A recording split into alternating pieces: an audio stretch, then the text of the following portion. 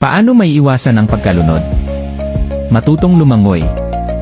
Una sa lahat, mahalagang matutong lumangoy. Kapag marunong kang lumangoy, mas madali mong maililigtas ang sarili mo sa panganib. Laging magsuot ng life jacket.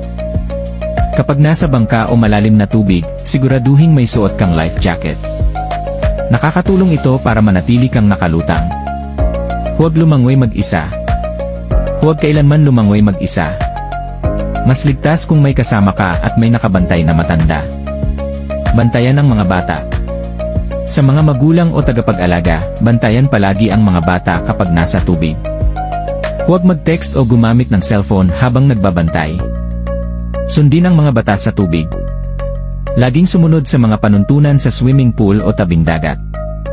Ang mga ito ay para sa iyong kaligtasan. Mag-float, huwag mag-panic. Kapag napagod o natakot ka sa tubig, humiga ka at mag-float. Huminga ng malalim at humingi ng tulong. Tandaan, kaalaman at pag-iingat ang susi sa kaligtasan. Enjoy ang tubig, pero laging maging responsable.